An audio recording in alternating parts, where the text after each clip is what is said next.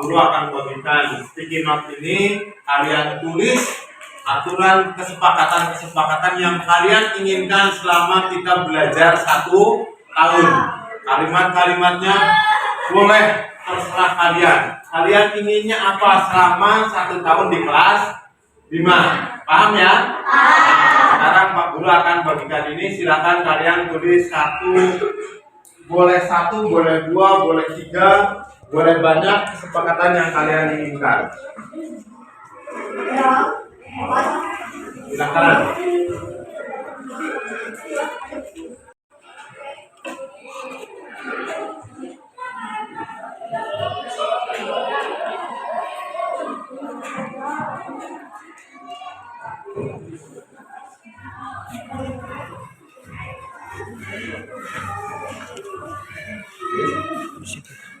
Silakan tuliskan. Kalian inginnya selama 1 tahun itu apa? Ya, ayo terus di belakangnya Mas ini. Sampaikan sini. Sini bias di sini. Ya. Terus sebelahnya ini. Yang rapi, yang nempel, yang lurus biar kelihatan bagus. Ya, terus. Ya.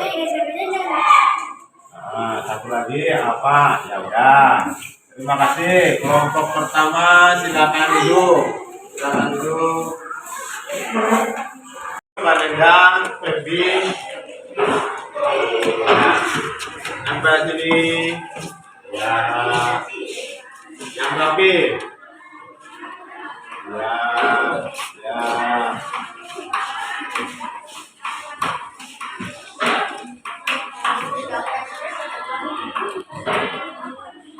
Siapa yang mau membacakan hasilnya tadi keinginan kalian? Ya, silakan Mas Dian. Nomor 1, ya sama. Tidak boleh lari-lari di kelas. Selama pelajaran kita tidak boleh lari-lari di kelas. Apakah kalian setuju? Setuju. Bagus, kalian sudah setuju semua. Kira-kira kalimatnya diubah menjadi lebih baik kalau tidak boleh lari-lari itu apa? Kira-kira? Tertib. Apa? Tertib. Oke. Nomor 1, tertib, selalu tertib di kelas, ya? Selalu tertib di kelas. Yang kedua, Mas Dias, inginnya apa?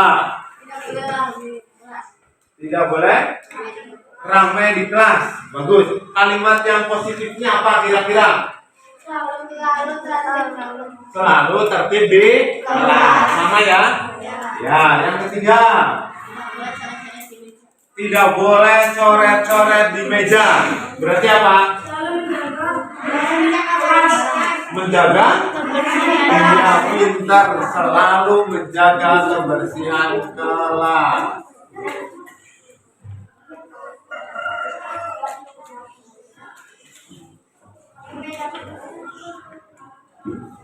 Yang ketiga, Mas Giras? Enggak apa-apa yang keempat? Tidak boleh buang sampah di kelas. Tidak boleh buang sampah, berarti selalu menjaga kebersihan kelas. Ya, selanjutnya? Tidak boleh membuli teman. Berarti kalimat yang bagusnya apa? Saling menghormati dan menghargai. Selalu menghargai dan menghormati. Sudah selesai Mas Gias? Sudah? Iya, terima kasih Mas Gias, tepuk tangan buat dia. Anak-anak, kita sudah membuat kesepakatan kelas yang sudah kita setujui bersama-sama. Alangkah baiknya kalau kita baca bersama-sama dari nomor 1. Nomor 1. Nomor 2. Nomor 3. Nomor 4. Nomor 5.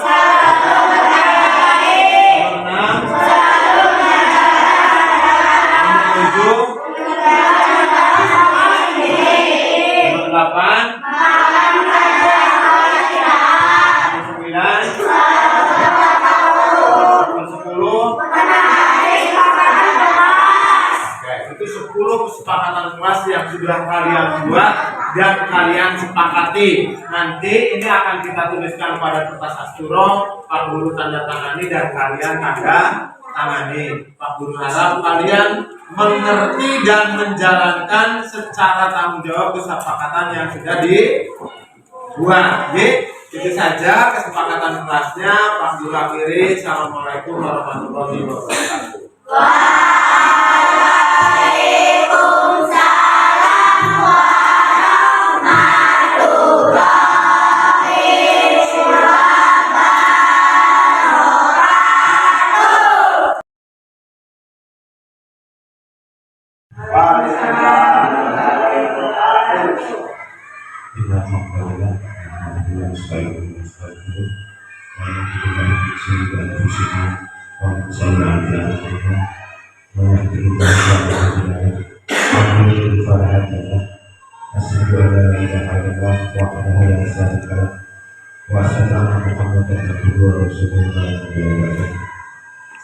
Yang saya hormati kepada SPMK Cimandiri Ibu Iswati, yang saya hormati rekan-rekan guru SPMK Cimandiri 03.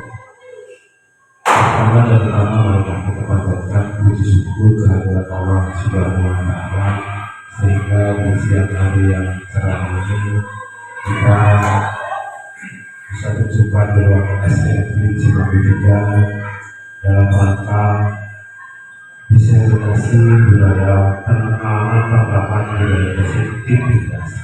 Ini adalah merupakan salah satu tugas dari CGP.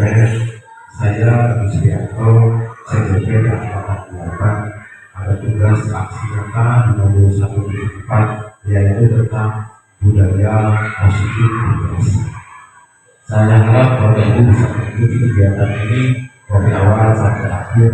Semoga nanti dari awal sampai akhir ini kita mendapatkan sesuatu yang bisa untuk menambah pengalaman kita, juga menambah pengetahuan kita, sehingga bisa menjadikan sekolah kita lebih maju, sekolah kita menjadi lebih positif dengan adanya budaya positif yang ada di kelas. Bapak ini yang saya hormati, ini adalah kita mulai saja nih, judulnya adalah diseminasi penyebaran pemahaman dan pengalaman penerapan budaya positivitas. Ini oleh saya sendiri akan dibawakan, yaitu Agus Sujanto, CGP Angkatan 8 dari SD Cimandiri 3, Kabupaten Cianjur. Bapak Ibu yang saya hormati, mari kita lanjutkan sisa ucapan selamat datang kepada Bapak Ibu semua dengan dari doa. Semoga kita bisa bersama-sama dari awal sampai akhir, kita bisa bersama-sama berkolaborasi, bekerja sama, saling mendukung demi mewujudkan budaya positif di sekolah. Jadi budaya positif bisa dilaksanakan apabila ada kerjasama, ada kolaborasi dari semua pihak unsur sekolah, yaitu saya tidak akan bisa sendiri, nanti dibantu oleh Bapak Ibu, oleh kepala sekolah, oleh dewan guru semua, komite siswa, orang tua. Saya harapkan nanti setelah kita paham, kita bisa menyebarkannya semua. Bapak Ibu yang Ibu guru adalah budaya positif. Kita lanjutkan. Budaya positif itu apa? Budaya positif itu adalah sebuah nilai-nilai atau keyakinan-keyakinan atau kebiasaan-kebiasaan yang berpihak pada diri. Jadi kebiasaan, semua kebiasaan baik, semua kebiasaan murid yang berkarakter yang ada pada murid, supaya murid itu dapat berkembang menjadi pribadi yang kritis, pribadi yang kritis itu selalu rasa ingin tahunya besar. Juga budaya di mana murid-murid kita, pihak murid-murid kita itu berhormat, hormat kepada orang tua, hormat kepada guru, di lingkungan masyarakat juga hormat kepada yang lebih tua, juga menjadi tanggung jawab menjadikan murid kita nanti.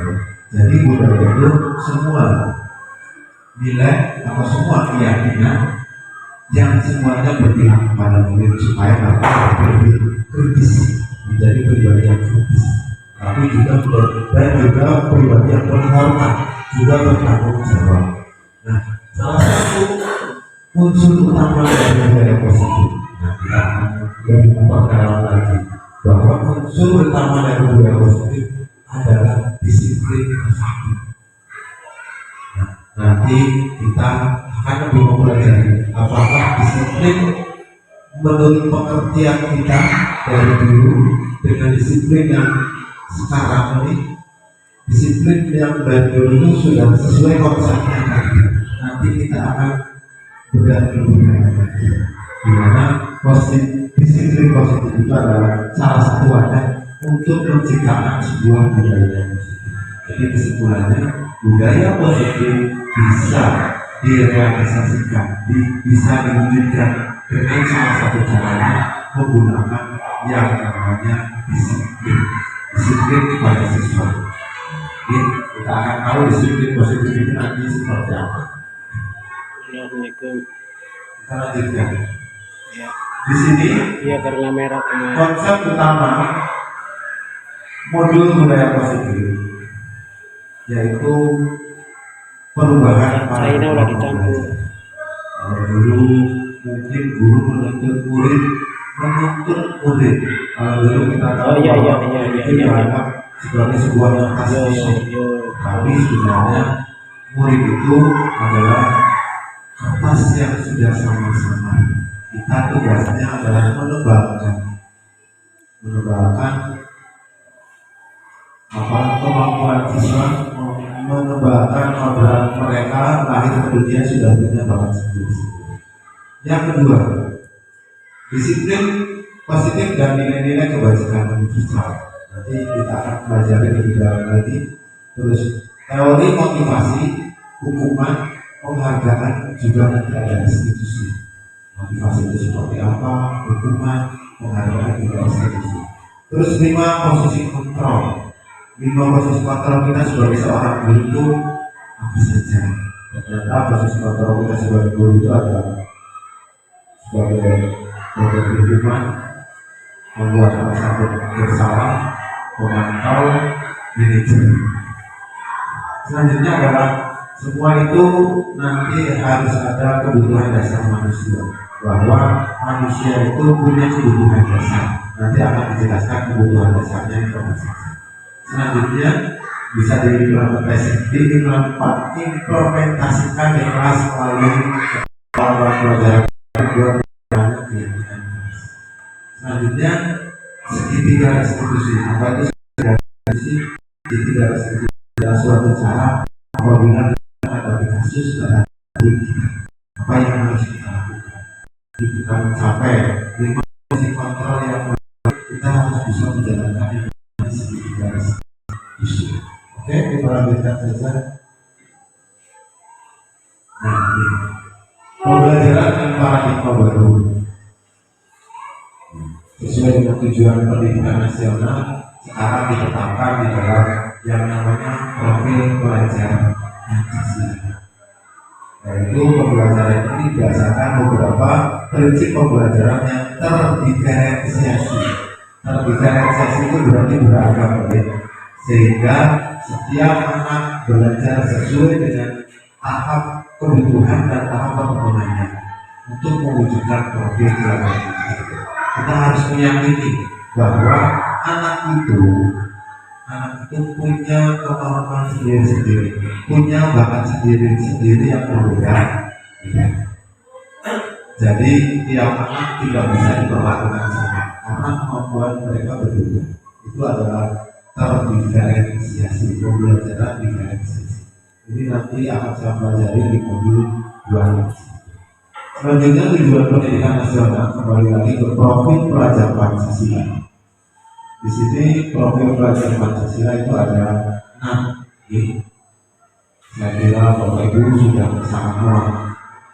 Pertama adalah beriman dan bertakwa kepada Tuhan dan berakhlak mulia.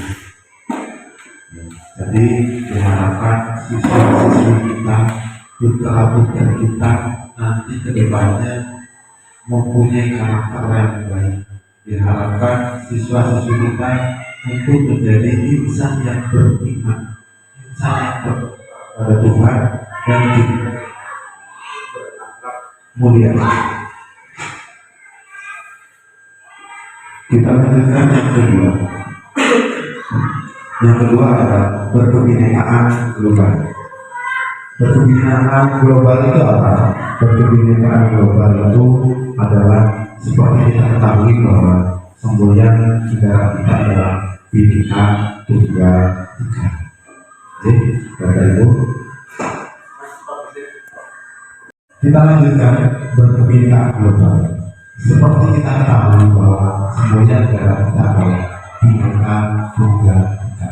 Di sini pemerintah dengan tujuan program ini mengharapkan terciptanya peserta didik yang nanti memiliki keyakinan bahwa negara kita beragam, jadi bisa mengaplikasikan, mengimplementasikan dan menyadari bahwa Indonesia terdiri dari beribu-ribu pulau, beribu-ribu suku bangsa, bahasa, senjata, kaya adat dan lain sebagainya.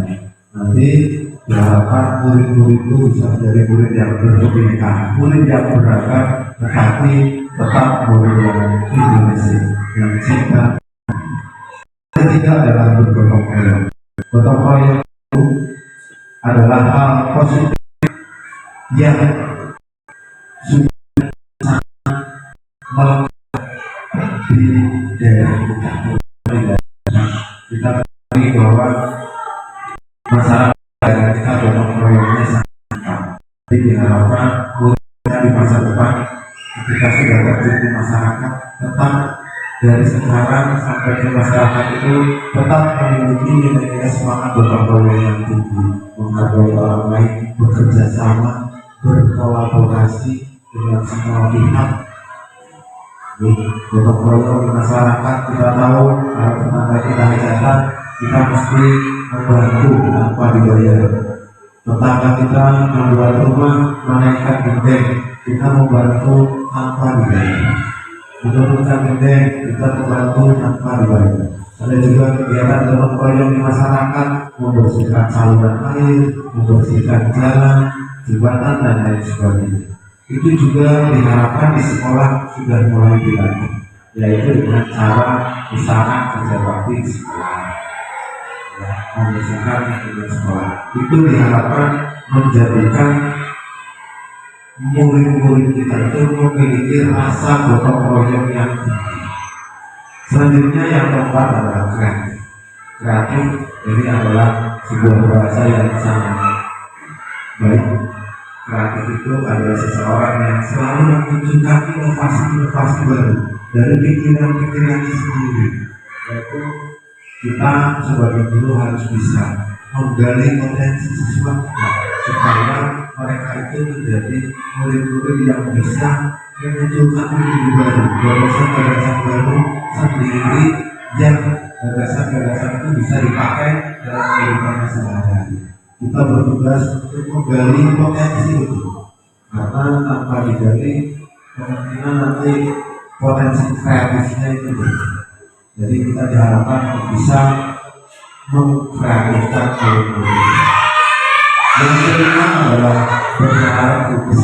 Bernalar kritis di sini adalah suatu tindakan di mana murid-murid kita harus selalu bisa berinovasi lagi, harus bisa berpikir yang cepat, yang tepat dalam menghadapi situasi kondisi zaman sekarang yang serba cepat berubah.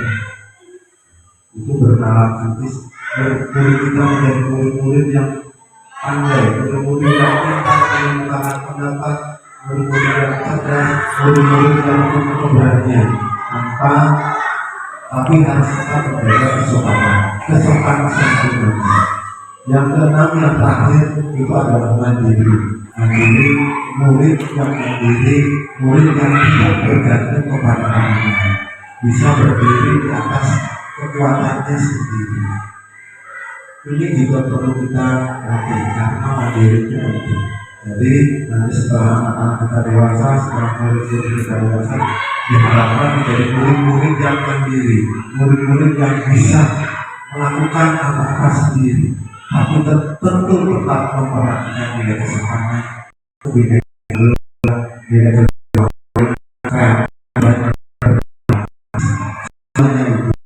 satu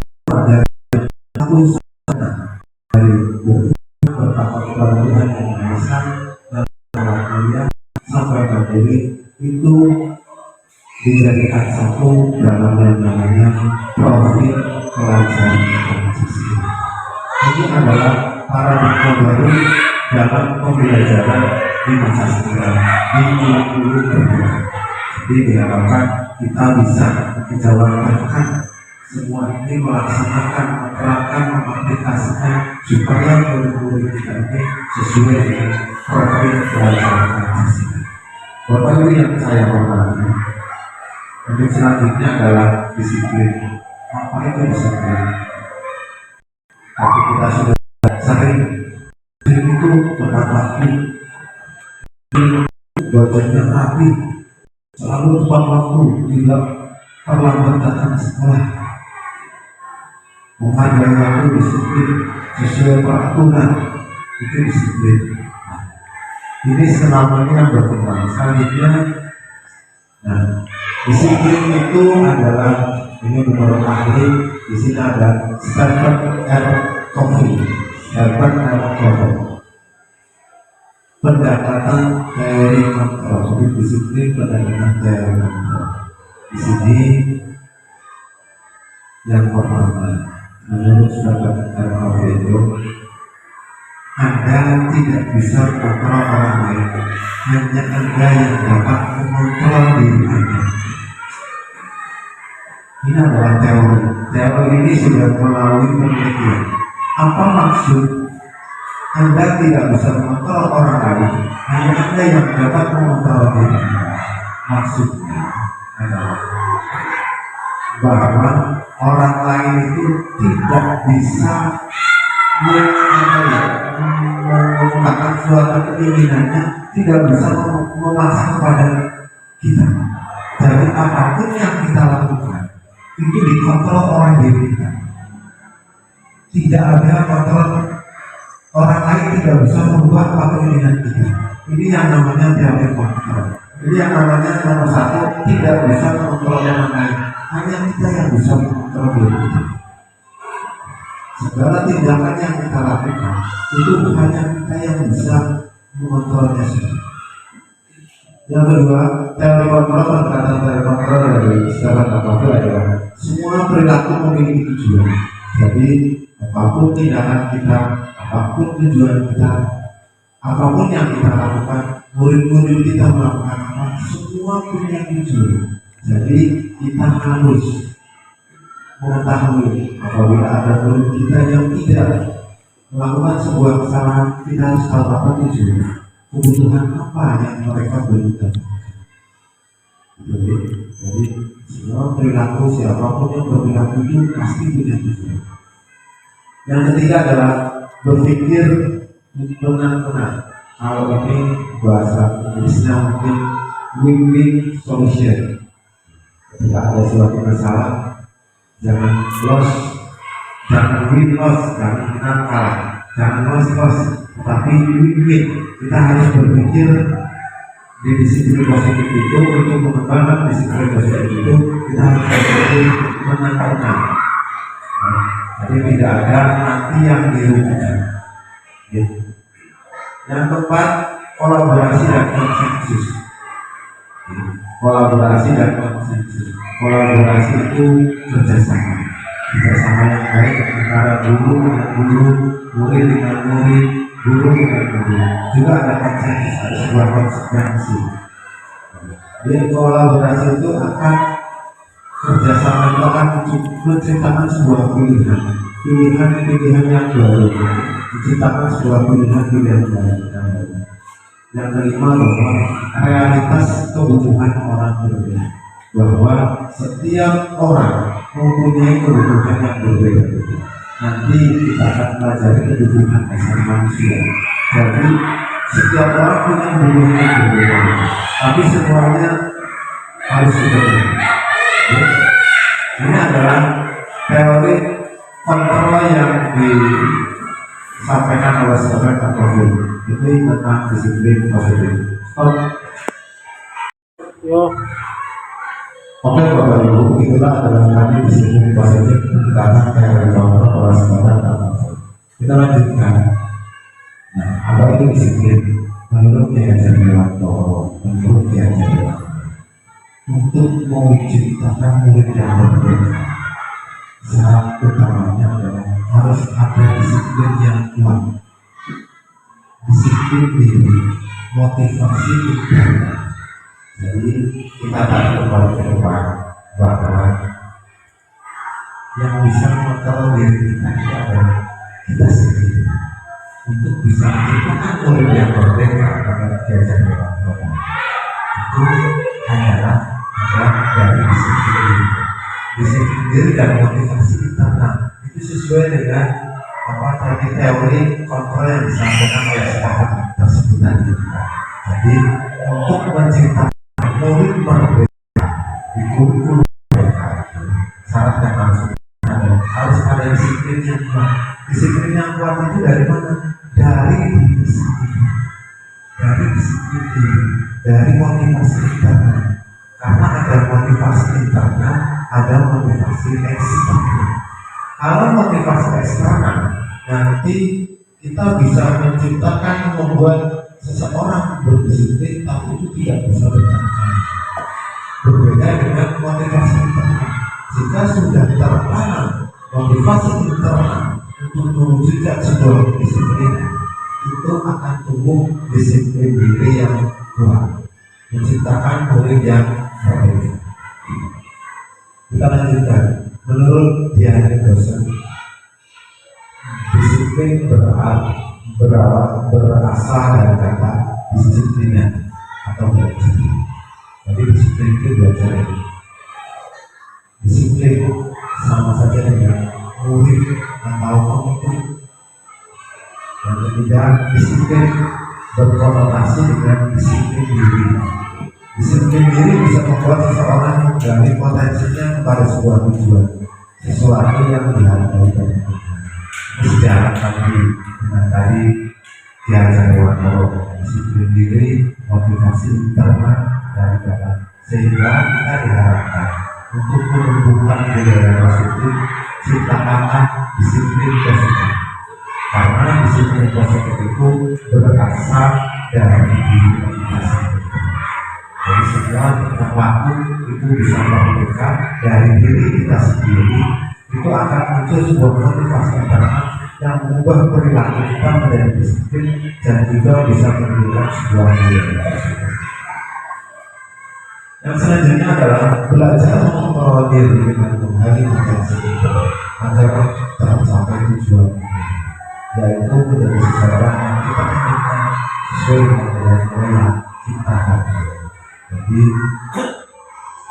dengan belajar untuk mengontrol diri kita, nanti akan ada belajar untuk mengontrol diri kita, juga menggali potensi kita untuk mencapai tujuan mulia selama dan bahagia. Kita lanjutkan. Disiplin, masih disiplin positif. Dalam budaya kita, makna disiplin dimaknai menjadi sesuatu yang dilakukan seseorang pada orang lain untuk mendapatkan kebahagiaan. Kita cenderung menghubungkan kata disiplin dengan ketidaknyamanan. Sebagai suatu contoh, jika belum ada kesadaran motivasi internal untuk berangkat tepat waktu, ketika kita ditekan untuk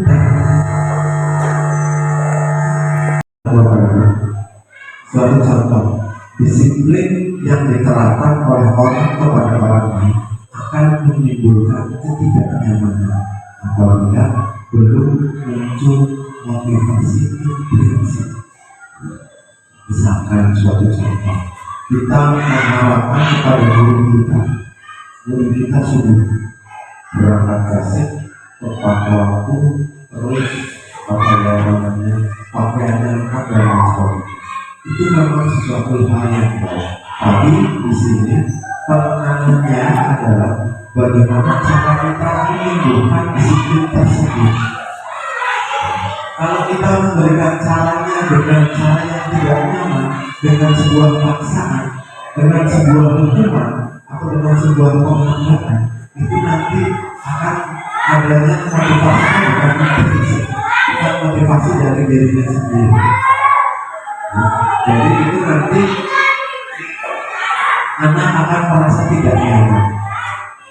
Kalau ada terlambat, datang terlambat suruh pisah, datang terlambat mengelilingi lapangan, mereka akan berubah menjadi berkonsekuensi, tapi mereka akan merasa tidak nyaman karena motivasi itu munculnya dari eksternal. Tapi bagaimana kita mengubah mindset kita, bagaimana caranya supaya disiplin itu menumbuhkan motivasi mereka, supaya mereka itu ini disiplin, ini sebuah kebutuhan supaya mereka tahu ini yang dimaksud menumbuhkan motivasi kita. Nah, di sini kita sebagai pendiri tentunya bertujuan adalah untuk menciptakan anak yang memiliki disiplin diri, sehingga mereka bisa berperilaku untuk mengacu pada nilai-nilai kebajikan universal, juga memiliki kewajiban kebajikan motivasi intrinsik, bukan ekstrinsik. Jadi yang ditekankan adalah motivasinya dari dalam diri mereka. Kita tumbuh, kita gali, kita ciptakan supaya motivasi mereka itu keluar, motivasi itu muncul dari dalam diri mereka, sehingga mereka melaksanakan sebuah disiplin merasa nyaman. Ini yang harus kita lakukan. Bagaimana caranya? Jadi kita itu tugas kita sebagai pendiri, supaya bisa menciptakan anak-anak yang memiliki disiplin diri yang tinggi, sehingga bisa berperilaku, bisa disiplin, juga bisa mengacu pada kewajiban universal, juga memiliki kewajiban yang dimaksud intrinsik bukan ekstrinsik. Kita lanjutkan bahwa jadi disiplin itu kesimpulannya merupakan salah satu cara penerapan yang bertujuan untuk menumbuhkan kesadaran serta memberdayakan anak untuk melakukan sesuatu tanpa sogokan, tanpa ancaman, juga tanpa hukuman. Kita bagaimana caranya menerapkan disiplin itu kepada anak itu supaya mereka tumbuh kesadarannya sendiri, bukan dipaksa, bukan karena disiplin berangkat klasik, bukan tanpa sogokan. Sogokan itu semacam pemberian hadiah. Kamu kalau bisa ini diberikan ini, disogokan. Ataupun ancaman, kamu kalau tidak bisa melakukan ini, tidak bisa melaksanakan ini, kamu akan diberi hukuman. Push up 100 kali, menulis di buku, saya tidak akan mengulangi lagi, saya tidak akan terlambat lagi. Itu mungkin bisa dilaksanakan, anaknya menjadi lebih baik, tapi itu hanya akan bertahan sebentar, karena itu adalah motivasi ekstrinsik. Jadi bagaimana tugas kita sebagai guru untuk mewujudkan budaya positif dari disiplin positif dalam hidup. Jadi disiplin positif kita ciptakan kurikulum kita yang membuka kesadarannya tumbuh untuk melaksanakan disiplin, juga memberdayakan tanpa memberikan sogokan. Jadi apa yang dilakukan oleh murid-murid kita itu, karena tadi menurut teori di depan bahwa setiap orang berperilaku memiliki tujuan, setiap perilaku memiliki tujuan. Jadi diharapkan tujuannya untuk menciptakan disiplin positif, tujuan perilaku anak jangan karena ada sogokan, jangan karena ancaman, jangan karena jadi bagaimana kita menggalinya, menumbuhkan kesadarannya, itu adalah disiplin. Kita lanjutkan. Nah, di sini profil pelajar Pancasila Di sini nilai-nilai kebajikan besar. Nilai-nilai kebajikan dan kebesaran ini adalah sifat-sifat positif manusia yang merupakan tujuan yang ingin dicapai oleh setiap. Jadi sifat-sifat yang baik, sifat yang baik. Ini nanti terrealisasi kalau belajar. Seperti tadi saya katakan, yang perilaku pasti punya si A perilaku disiplin karena ingin dibenci, karena ingin dapat hadiah, takut kita akan itu banyak diyakini seseorang nilai-nilai itu nilai kebajikan. Satu contohnya, apa tujuan kita kalau berkendara memakai helm? Tujuannya adalah kita berkendara memakai helm, tujuannya adalah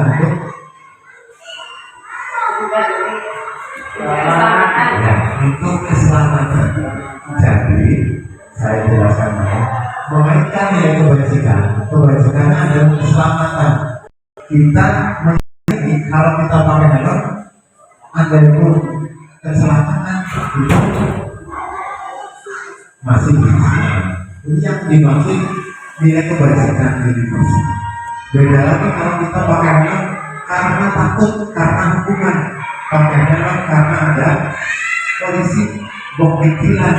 Nah, di situ bukan motivasi intrinsik yang muncul, tapi motivasi ekstrinsik.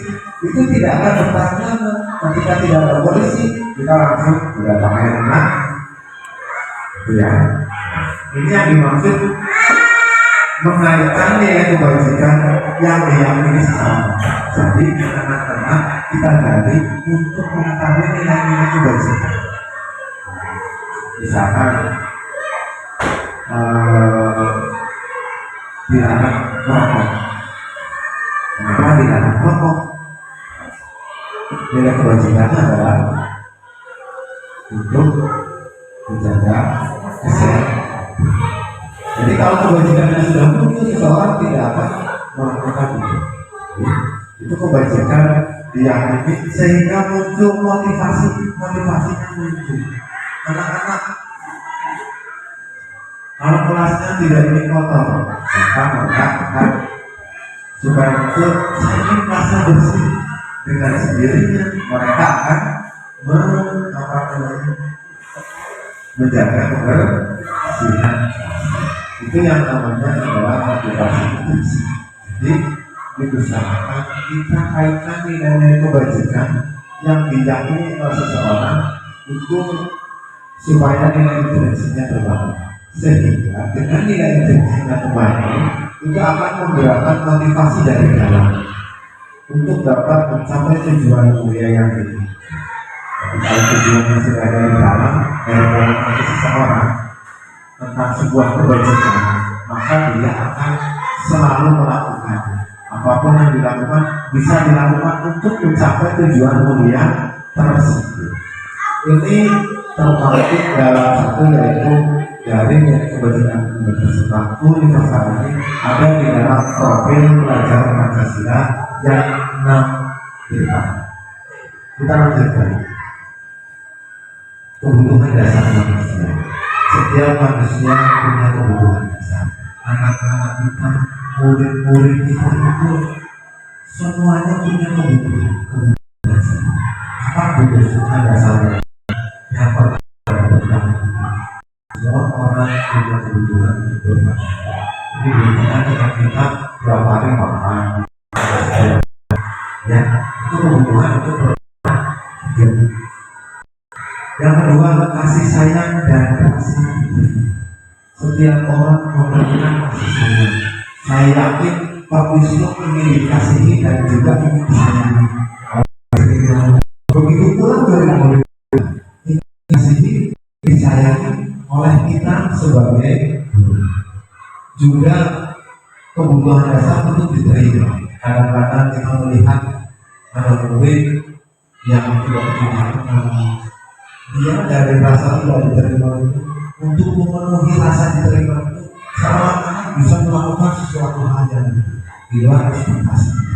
Mungkin di zaman sekarang banyak kasus-kasus demi menunjukkan eksistensi kepada teman supaya diterima oleh geng, seorang anak itu bisa melakukan hal yang di luar nalar.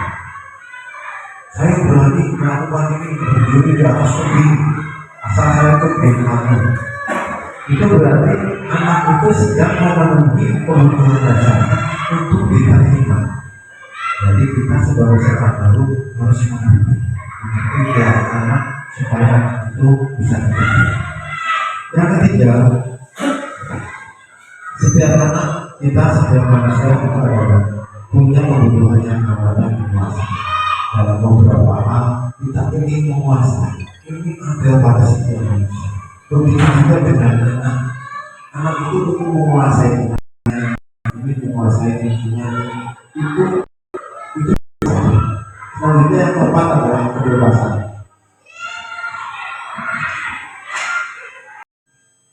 Yang ketiga adalah penguasaan. Setiap anak ingin berkuasa. Kita juga ingin kadang-kadang menguasai teman kita. Kita di rumah ingin berkuasa. Ini adalah kebutuhan manusia. Jadi manusia itu hal yang wajar.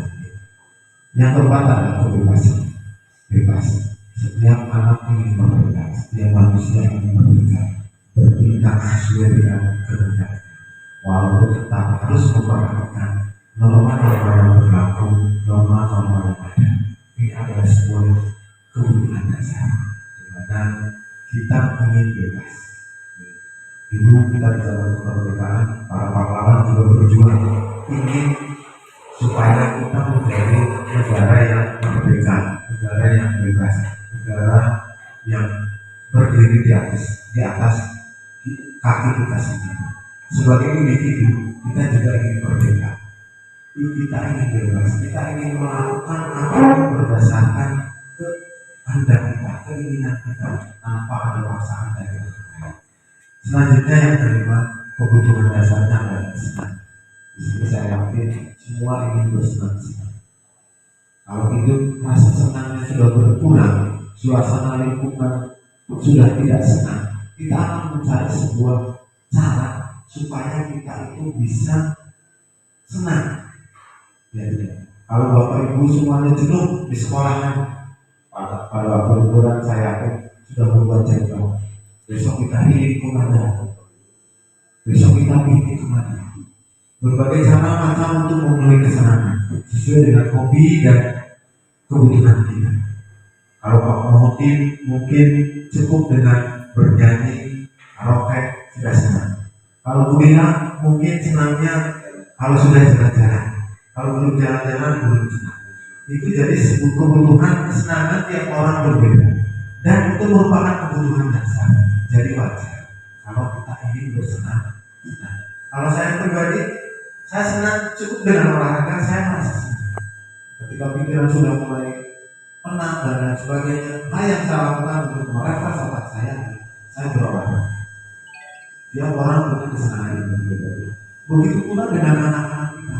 Apalagi anak-anak yang sedang tumbuh, anak-anak SD, kelas 1, 2, 3, 4, 5, 6. Mereka kesenangannya itu mungkin cukup bermain-main, bermain-layang-layang. Jadi kita sebagai guru harus bisa memberikan kebutuhan dasar kepada mereka juga.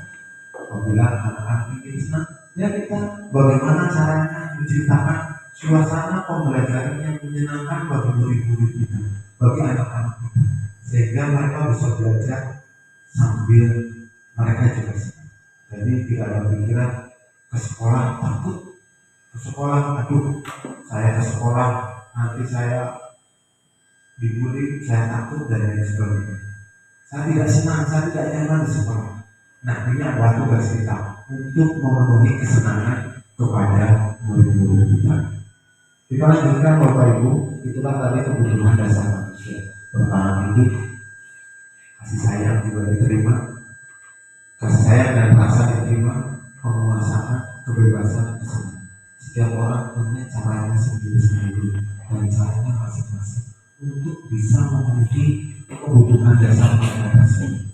Ya, seperti yang sudah saya contohkan tadi bahwa seorang untuk memulai kesenian berbeda, seorang untuk memenuhi kebebasannya berbeda, untuk bertanya rasa kasih sayangnya diterimanya mereka gimana, pastikan kita juga berbeda-beda. Kita harus menyadari itu bahwa untuk rasa diterimanya beda-beda. Kita lanjutkan bahwa di sini ada sebuah teori motivasi, hukuman, penghargaan, juga restitusi. Mungkin ini adalah kalau motivasi lain kita sudah familiar dengan kata motivasi. Hukuman juga kita sudah familiar dengan kata hukuman. Selanjutnya penghargaan, kita juga sangat familiar dengan kata penghargaan. Restitusi, nah paling satu kata restitusi ini yang masih menjadi tanda tanya. Restitusi itu apa? Nanti kita akan mengetahui lagi restitusi itu seperti apa. Nah, sekarang kita ke teori motivasi terlebih dahulu.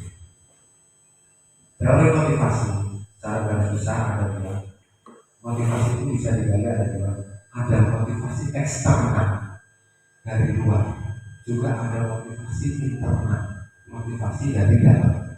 Nah, yang harus dilakukan adalah kita bisa menggali motivasi internal dari siswa-siswi kita supaya tumbuh motivasi internal, supaya tumbuh disiplin positif, supaya tumbuh budaya positif. Nah, motivasi internal itu apa saja? Yang pertama, tadi disiplin di depan sudah dikatakan bahwa disiplin itu menimbulkan sebuah ketidaknyamanan. Ini adalah motivasi eksternal untuk menghindari ketidaknyamanan, untuk menghindari hukuman. Ada seorang anak memakai pakaian rapi, tapi motivasinya dari eksternal. Mungkin karena takut dihukum oleh Pak Guru olahraga. Pak Guru olahraga yang sering menerapkan disiplin. Ya.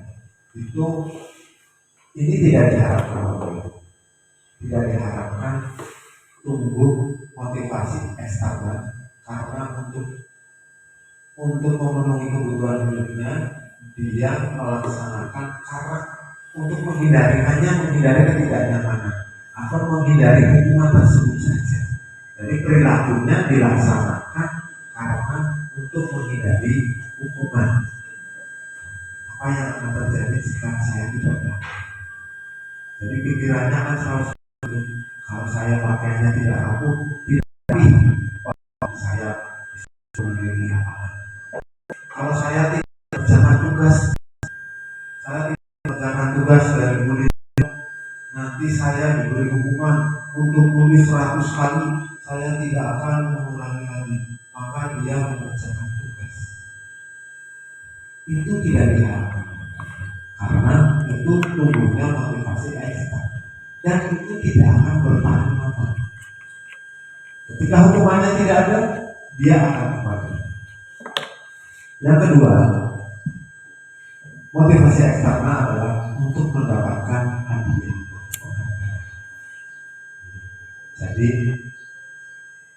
boleh saja kita memberikan penghargaan kepada anak kita, tetapi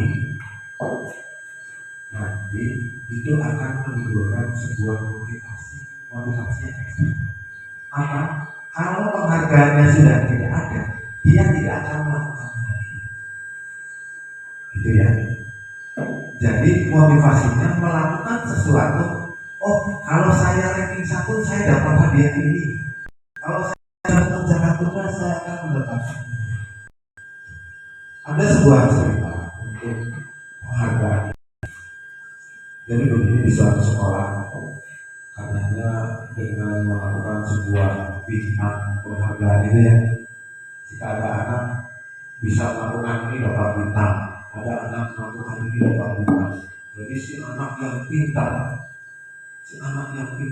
dapat banyak bintang. Dia merasa sangat bangga. juga murid kita kan satu kelas, bukan hanya satu orang. Kita harus mempertimbangkan murid yang tidak bisa. Kasihan nantinya murid yang tidak bisa. Kasihannya apa? Saya tidak dapat apa-apa. Wajahnya sedih, murah. Sedangkan untuk mendapatkan itu dia tidak bisa. Terus untuk murid yang pintar itu pun, jika nanti penghargaannya dihilangkan, bintang itu dihilangkan, apa yang dilakukan? Sekarang tidak ada bintang ini, saya akan berperilaku apa adanya. Itu adalah motivasi eksternal. Jadi berupa hukuman. Jadi kalau hukuman itu nanti akan berpikir, kalau saya tidak melakukan, saya akan dihukum apa? Saya akan merasa tidak nyaman. Kalau penghargaan, yaitu kalau saya bisa, saya akan mendapatkan ini sebaiknya kita hindari banget. Kalau sekali-kali ini boleh, tapi tidak harus dilakukan setiap hari. Ini menurut teori ini kurang baik. Kita lanjutkan, bagaimana motivasi kita. Ini yang seharusnya bisa kita terapkan kepada murid kita. Seperti tadi, untuk menjadi orang yang mereka inginkan atau menghargai diri sendiri dengan nilai-nilai yang mereka yang sudah kita bahas di depan tadi, menimbulkan motivasi kita. Seperti tadi saya contohkan, ketika kita menggunakan helm itu demi keselamatan kita. Kita yakin bahwa kalau kita pakai helm kita akan selamat. Jadi itu dalam posisi apapun, dalam kondisi apapun, kita akan selalu melakukan itu. Karena itu sudah menjadi motivasi kita. Karena kita sudah yakin bahwa dengan melakukan itu kita akan mendapatkan sebuah kebajikan, akan mendapatkan sebuah nilai. Jadi pertanyaannya di situ, jika saya akan menjadi orang yang seperti apa? Jika saya pakai helm, saya akan selamat. Jika saya pakai masker, terhindar dari itu. Itu kita sudah yakin. Itu merupakan salah satu contoh motivasi internal, motivasi yang timbul dari itu. Nah, ini tugas kita. Bagaimana kita mengeluarkan motivasi internal dari murid-murid kita, supaya murid-murid kita itu apa ya namanya, meyakini bahwa di hatinya belajar itu, kalau melaksanakan sesuatu itu akan menjadi. Kita harus membuat keyakinan kepada mereka.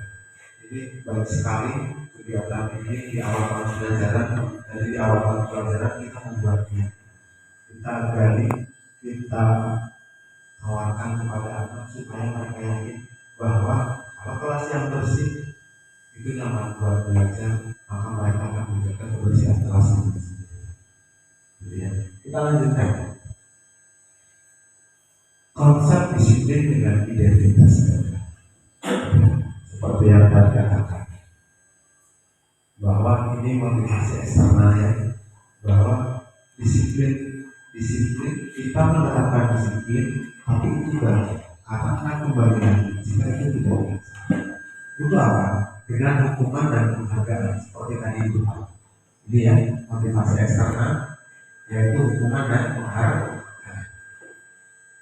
Itu konsep disiplin dengan identitas mereka. Maksudnya bagaimana? Kalau hukuman itu biasanya kan bersifat menyakitkan, supaya tidak sakit, maka disiplin. Kalau tidak itu lagi, ya kembali lagi.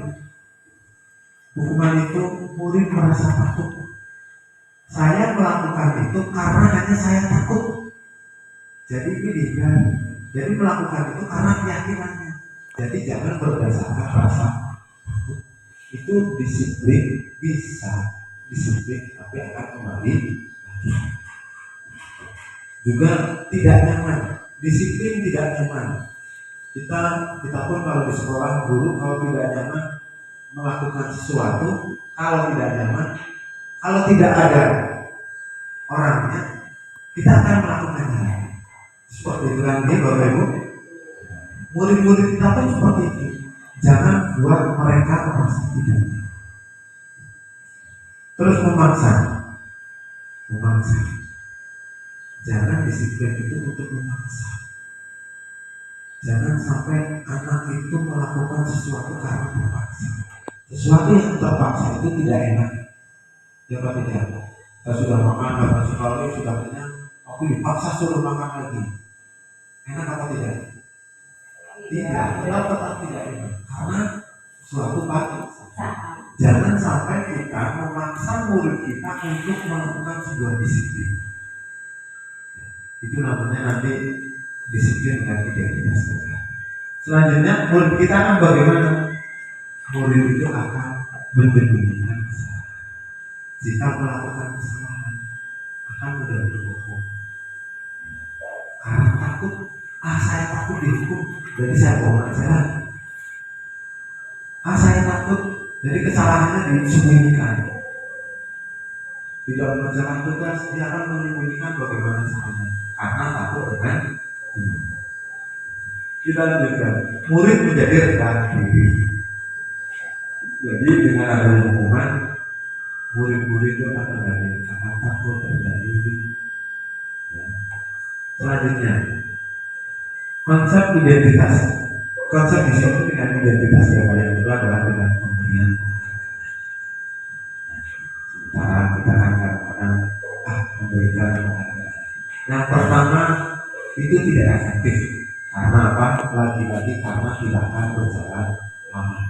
Penghargaannya hilang, ya sudah, tidak akan disiplin. Misalkan guru yang berangkat paling kasih dapat 100.000 tiap hari berangkat paling kasih. Tapi ketika uang 100.000-nya habis, tidak ada hadiahnya lagi, penghargaannya kembali lagi. Asal sebelum waktu masuk. Murid yang dapat nilai 100 dikasih 100.000, semuanya berusaha biasa. Tapi uang gurunya sudah habis untuk memberikan penghargaan, akan kembali lagi. Itu namanya tidak. Yang kedua, merusak hubungan. Ini yang menarik menurut saya.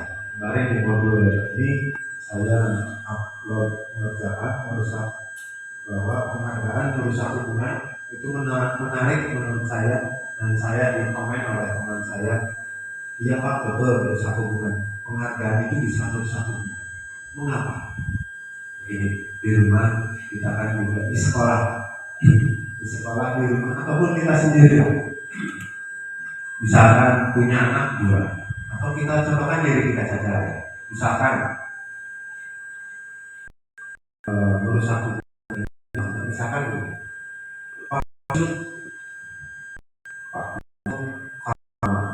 sesuatu hal selalu dihargai oleh kepala sekolah. Ini bisa menimbulkan rasa iri kepada guru yang lain. Kepala sekolah guru kasih. Di situ akan timbul sifat ini sebuah contoh. Begitu pula kita kepada murid, belajarnya sama yang pintar saja, yang pintar selalu dikasih penghargaan. Nanti murid-murid yang lain akan bagaimana? Akan merasa iri. Dari iri itu, iri dan iri kita tahu di dalam Islam, iri dan juga adalah penyakit hati. Kita akan merusak hubungan. Anak yang merasa tidak mendapatkan penghargaan akan berbuat sesuatu karena iri. Jangan ditemani isi itu. Karena apa? Itu murid saya yang guru. Itu jadi menimbulkan disiplin, membuat disiplin dengan memberikan penghargaan bisa merusak hubungan di antara murid-murid kita. Jadi kalau anak yang sering dikasih penghargaan senang, tapi kalau anak yang tidak dikasih penghargaan, dia akan iri terhadap temannya. Ya, cukup jelas ya, merusak hubungan. Yang ketiga, mematikan kreativitas. Jadi kreativitas akan tertutup. Mengapa? Karena hanya tujuannya, fokusnya hanya untuk mendapatkan sebuah penghargaan, bukan untuk bernalar kritis, berpikir kreatif. Jadi si anak berperilaku hanya untuk penghargaan, bukan untuk sebuah kreativitas.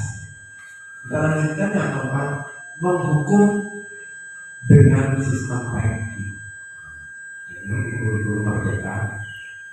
yang saya pelajari tentang budaya positif, ternyata penghargaan itu dengan sistem ranking itu membantu. Jadi nanti anak-anak sekolah prioritasnya adalah untuk menghadapi, untuk mendapatkan ranking, bukan untuk mendapatkan bukan untuk mendapatkan nilai-nilai kebajikan, nilai-nilai profil pelajaran. Jadi sebaiknya mendukung dengan sistem ranking itu kita langsung diarahkan, kita kurangi. Jadi tidak usah direngki. Karena apa? Karena anak-anak kita adalah anak-anak yang unik, anak-anak dengan kemampuannya sendiri-sendiri, dengan bakatnya sendiri-sendiri. Tidak mungkin seorang anak dapat menguasai. Pasti ada satu yang menonjol. Itu yang perlu kita gali. Kekuatan itu yang perlu kita gali. Kekuatan itu yang perlu kita cari. Yang terakhir, penghargaan itu merampas hak untuk menghargai diri. Jadi dia berbuat sesuatu hanya untuk penghargaan, tapi tidak untuk menghargai diri. Contohnya, misalkan kita bekerja karena pengen dapat penghargaan, kita tidak memperhatikan kondisi kesehatan. Kalau saya bisa menyelesaikan ini, saya akan naik jabatan, saya akan dapat ini. Itu cuma terus memforsir. Jadi dirinya itu tidak dihargai oleh dirinya, tidak memperhatikan kesehatan, tidak memperhatikan keluarga. Begitu juga dengan anak. Bagaimana caranya supaya saya dapat penghargaan, sehingga saya harus berbuat yang kadang-kadang melupakan diri sendiri.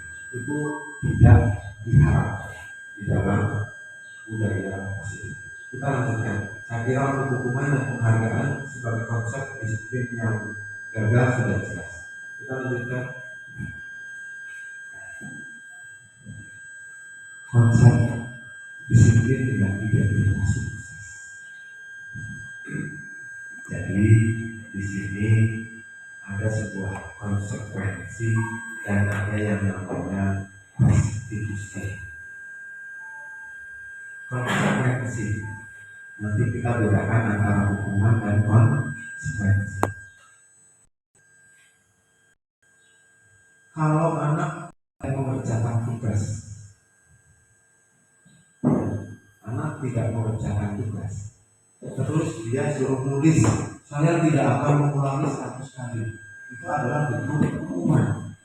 Tetapi kalau bentuk konsekuensi, misalkan seperti ini, ada seorang anak berjalan, dia tidak sengaja menyenggol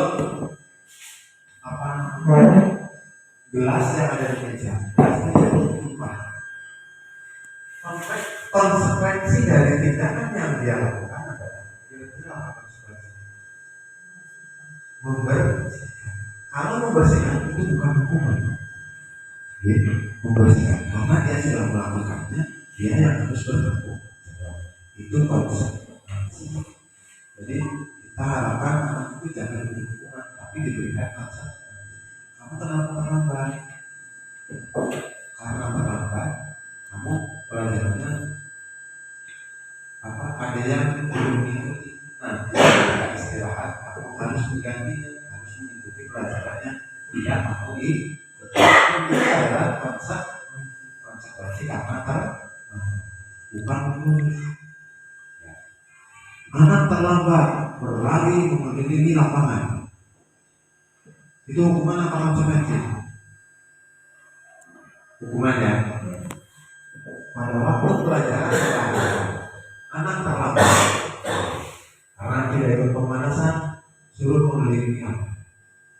Itu sebuah konsekuensi. Karena apa? Karena teman-temannya sudah pemanasan, dia terlambat tidak ikut pemanasan, maka dia konsekuensi melakukan pemanasan. Untuk konsekuensi itu perlu monitoring berkelanjutan. Jadi tidak hanya berhenti di situ. Kontinu dia ini yang susah, yang berkelanjutan yang susah. Karena perlu kalau bahasa agamanya istiqomah, ya, jadi kalau sekali 8, kalau 2 kali masih bisa. Itu betul. Yang ketiga, stimulus respon. Yang keempat, murid menghormati dengan hal peraturan. Peraturannya misalkan tidak boleh buang sampah sembarangan. Jadi dihormati karena sudah yakin untuk menjaga kebersihan kelas, maka dia akan menghormati peraturan. Konsekuensi itu akan kehilangan waktu untuk memenuhi kesalahan. Jadi dia tidak akan kehilangan waktu untuk memenuhi kesalahan. Dia akan segera memperbaiki kesalahan. Yang selanjutnya adalah restitusi. Dengan konsep restitusi ini, murid bertanggung jawab untuk perilaku. Ya, murid akan bertanggung jawab untuk perilaku. Dengan perilaku yang baik sudah dibiasakan konsekuen dalam menggantinya, tidak mengerjakan tugas pada waktu sendiri, menambahkan sesuatu akan membersihkannya, membuang sampah sembarangan karena sudah paham dengan restitusi, dia akan bertanggung jawab pada perilaku. Selanjutnya, restitusi itu akan fokus pada pemecahan masalah jangka. Jadi ketika ada anak yang menghadapi masalah, ketika ditangani dengan restitusi, dia akan tidak mengulangi kesalahan, ataupun ketika mengulangi kesalahannya, dia akan memperbaiki dengan sendiri, karena akan timbul motivasi sendiri, menimbul keyakinan dari dirinya sendiri bahwa itu salah, tidak boleh dilaksanakan dan harus digunakan, tidak boleh dilaksanakan, harus diperbaiki. Selanjutnya, murid menghormati dirinya dan orang lain. Dengan restitusi, dia akan menghormati dirinya sendiri, juga akan menghormati orang. Dengan restitusi itu nanti dijelaskan dengan teori kontrol. Teori kontrol tadi saya jelaskan bahwa yang bisa mengontrol diri kita adalah kita sendiri, bukan orang lain. Kita ingin melakukan apapun itu berdasarkan keinginan dari kita. Jadi yang bisa memegang kontrol adalah diri. Apa yang kita lakukan berdasarkan kontrol. Dengan restitusi, murid akan bersemangat memperbaiki kesalahan. Kita sadar bahwa manusia itu adalah tidak ada yang sempurna, pasti pernah melakukan sebuah kesalahan. Tetapi dengan kesalahan itu, murid dengan penanganan restitusi, dia akan bisa bersemangat untuk memperbaiki kesalahan. Kita lanjutkan. Konsep disiplin untuk pendekatan restitusi adalah sebuah cara untuk menanamkan disiplin pada murid. Menurut dosen, restitusi itu apa? Proses untuk menciptakan kondisi bagi murid untuk memperbaiki kesalahan mereka sendiri, sehingga mereka akan bisa mengetahui mereka dengan hal yang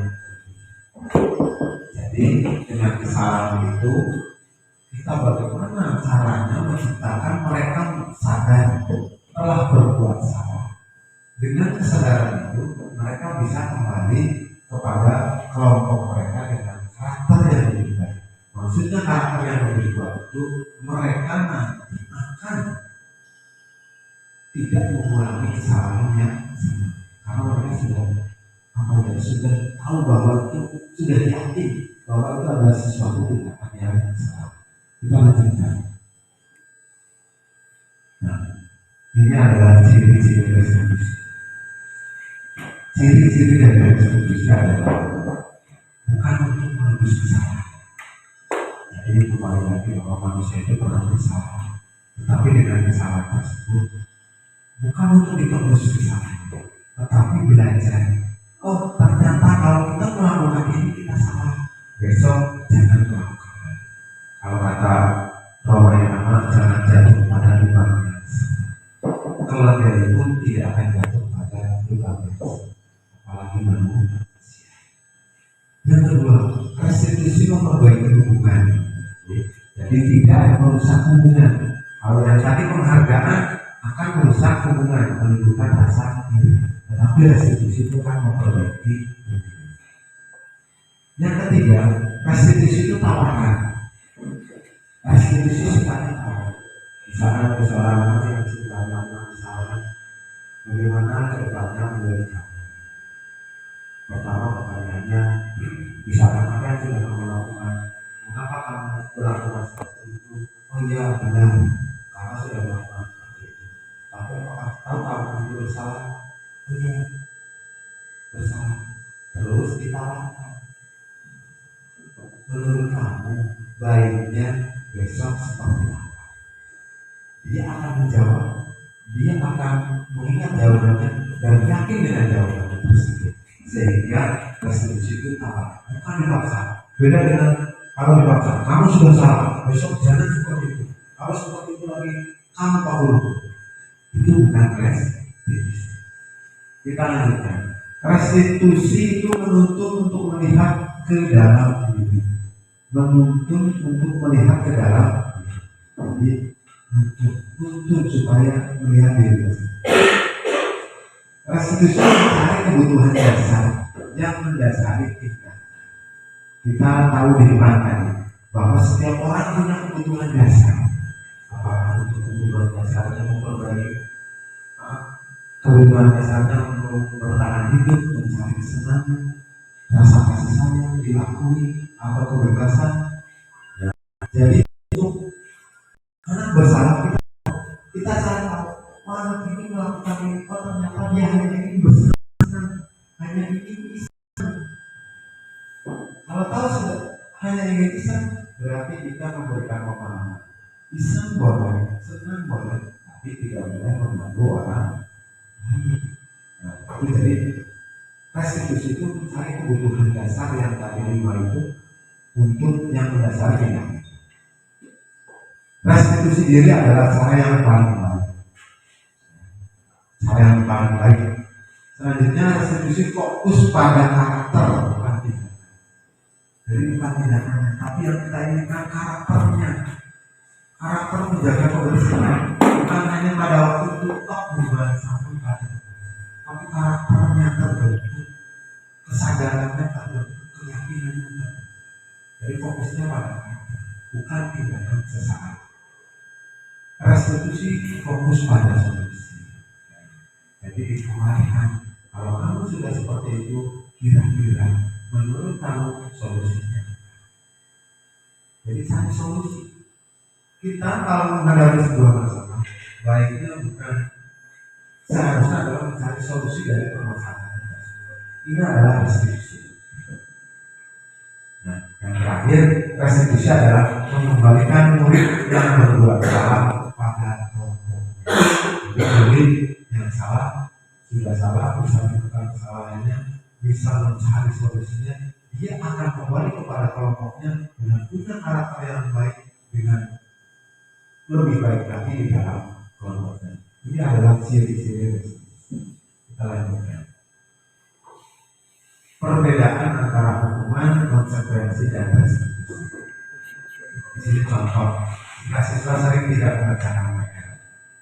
Kalau konsekuensi, pertama hukuman dulu ya. Anak tidak mengerjakan PR, diberi hukuman, hormat moderat, itu hukuman. Terus guru marah, muridnya jadi takut, sehingga mengerjakan PR, tapi karena takut, itu hukuman. Kalau konsekuensi, guru memberikan konsekuensi untuk mengerjakan PR, silakan kerjakan. Saat istirahat mengerjakan, guru tegas dan siswa itu akan menjadi memahami peraturannya ini. Hormati karena dia tidak merasa. Hal yang ketiga, hal yang restitusi ini yang paling baik untuk menghadapi kasus adalah guru menanyakan keyakinan kelas. Maka kita sudah buat keyakinan kelas dulu, yakin bahwa mengerjakan baik itu tidak benar. Keyakinan kelas apa yang tidak benar? Menurut kamu bagaimana? Kedepannya solusinya harus bagaimana? Mengapa kamu tidak bekerja? Mungkin tidak mengerjakan PR karena mainan HP.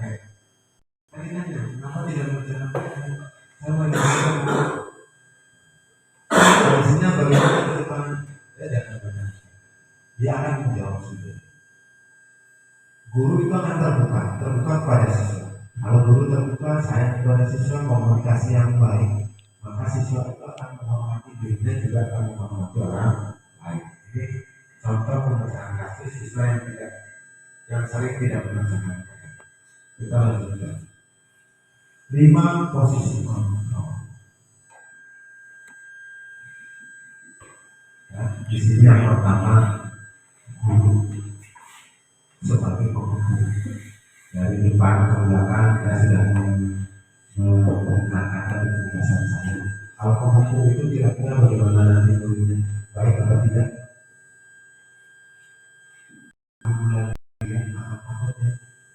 Guru sebagai pembuat rasa bersalah.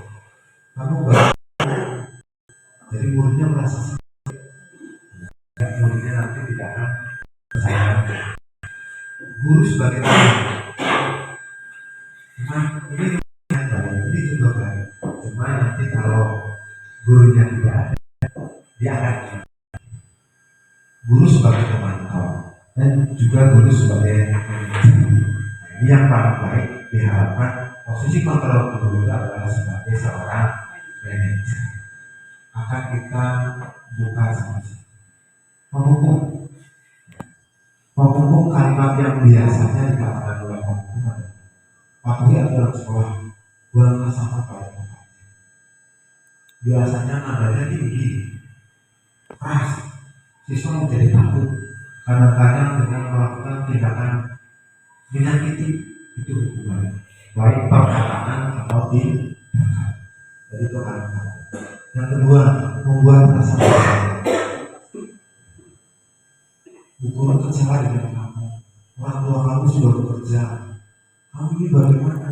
Murid akan merasa bersalah, tapi tidak baik untuk kamu. Yang ketiga, sebagai teman, ayo buang sampah pada tempatnya. Guru bangga sama kamu, hari ini buang. Dia akan dekat dengan guru, tapi ini juga kurang baik, karena nanti akan kembali lagi ke perilakunya yang apa. Yang keempat, pemantau itu selalu menaati peraturan yang dilihat adalah peraturan. Kamu sudah melanggar apa konsekuensinya dari yang telah kamu lakukan. Itu yang dipegang oleh pemantau adalah aturan yang harus dilakukan.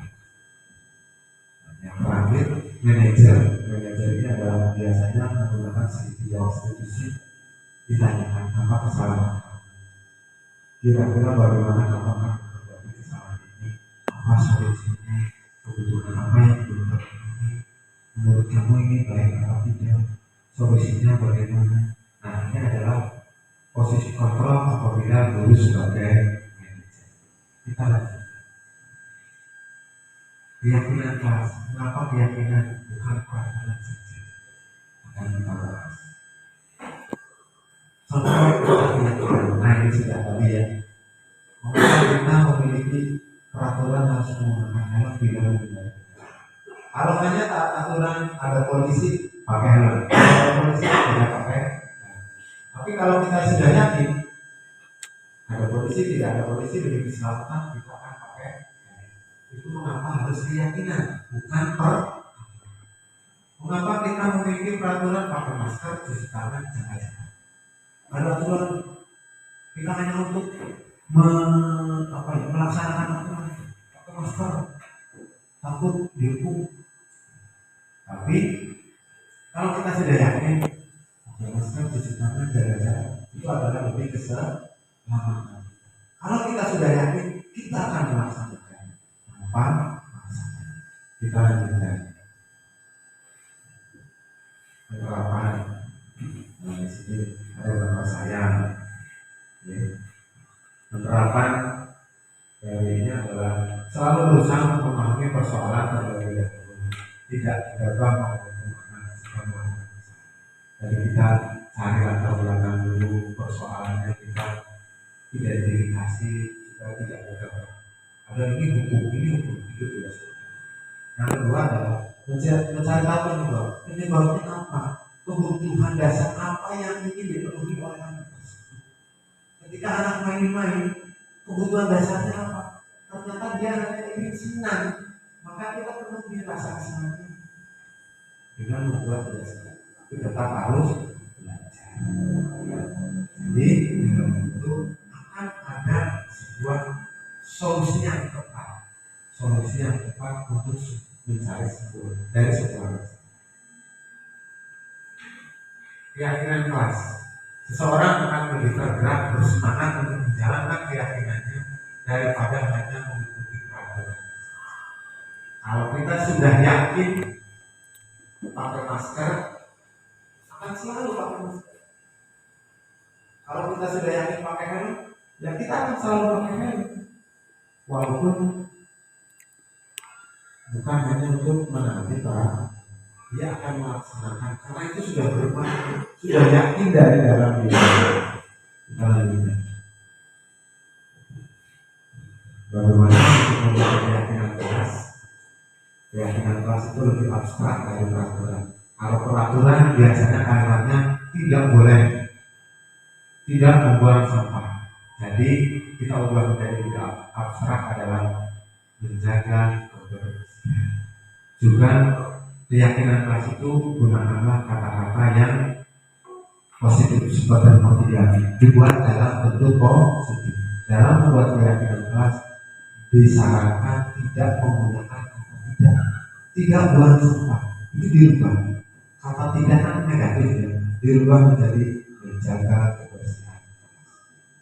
Tidak membuli teman, diubah menjadi menghormati. Itu juga bersifat pernyataan yang universal, lebih. Keyakinan kelas itu sedikit saja, tidak banyak-banyak. Kalau terlalu banyak, buat apa banyak-banyak? Tapi anak tidak ingat dan tidak bisa melaksanakan. Sedikit singkat pada universal. Jadi singkat pada mudah diingat. Juga sesuaikan dengan kondisi sekolah. Harus sesuai dengan kondisi sekolah. Tidak bisa keyakinan untuk SD apaan disesuaikan dengan SD gurukan. Semua warga kelas dalam pembentukan keyakinan kelas itu dilibatkan. Jangan hanya gurunya saja. Jadi guru dengan murid. Ini adalah pembentukan keyakinan kelas. Contoh saya sudah melakukan pembuatan keyakinan kelas di kelas 5. Guru dan murid bersama-sama membuat. Jadi tidak hanya gurunya. Di sini ada berdiskusi tentang peraturan. Anak suruh menuliskan peraturan sendiri-sendiri. Nanti ditempelkan, kita ubah kata-kata yang negatif menjadi positif, tidak usah banyak-banyak, sesuai dengan yang dibuat. Sifatnya universal. Terus ini merumuskan peraturan menjadi keyakinan. Dirumuskan, anak-anak diajak diskusi. Contoh seperti itu.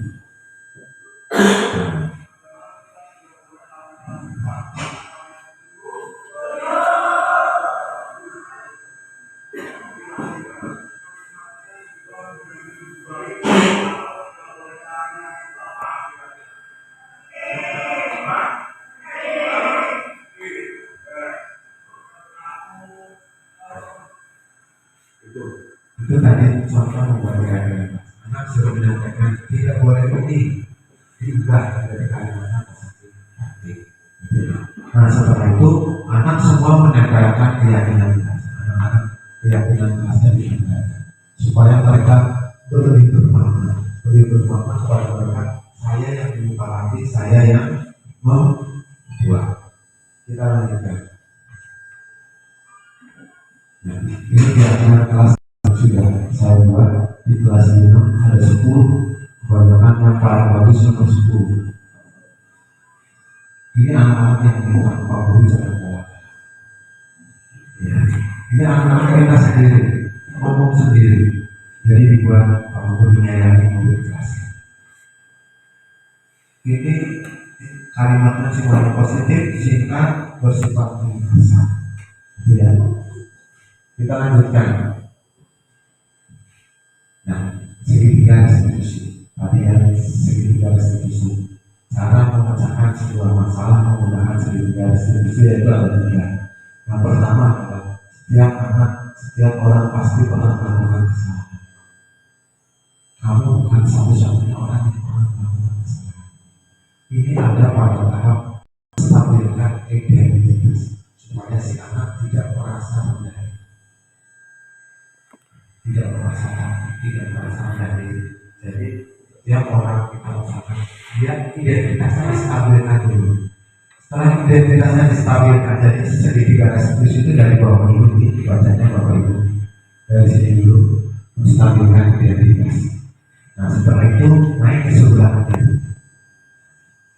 Kita validasi dulu tindakan dia yang saat itu alasannya apa. Ya. Itu nanti hubungannya dengan memenuhi kebutuhan dasar manusia. Kamu tentu punya apa melakukan itu. Adakah cara yang lain untuk melakukan, untuk memenuhi kebutuhan kamu? Itu adalah namanya validasi tindakan yang setelah distabilkan identitasnya, tindakan salahnya kita validasi, lalu kita yang terakhir adalah menanyakan keyakinan apa kita semua memiliki keyakinan, kita semua memiliki motivasi.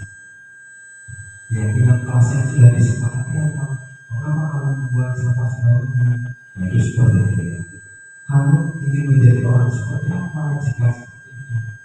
Nah, di sini dia akan muncul motivasi internalnya, dia muncul karakternya menjadi lebih baik. Ini adalah pemecahan masalah menggunakan segitiga restitusi.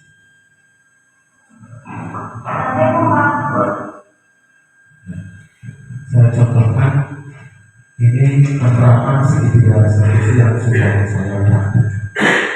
Ini hanya demonstrasi.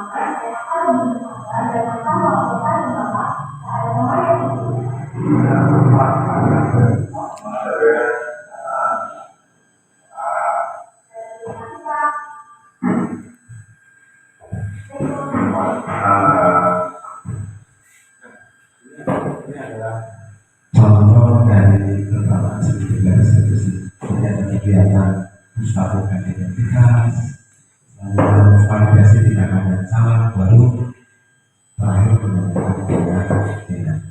Oke, kita sudah berada pada akhir kegiatan yaitu refleksi.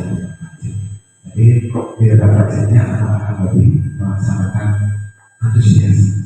Kalau kita memecahkan masalah dengan keyakinan, dengan restitusi itu anak akan lebih melaksanakan keyakinan keras. Anak akan lebih bertanggung jawab jika tindakan mereka tidak sesuai dengan keyakinan keras. Kalau mereka yang membuat, mereka yang melaksanakan, mereka yang menganggap mereka bertanggung jawab untuk jika tindakannya tidak sesuai. Yang ketiga, anak yang tidak masuk dalam surat pendapat tidak dapat menentukan batasan. Tindak lanjut, keyakinan kelas itu dibuat secara berkala. Kalau ada yang tidak sesuai selama setahun boleh ditambah. Kalau ada yang mau ditambah boleh ditambah.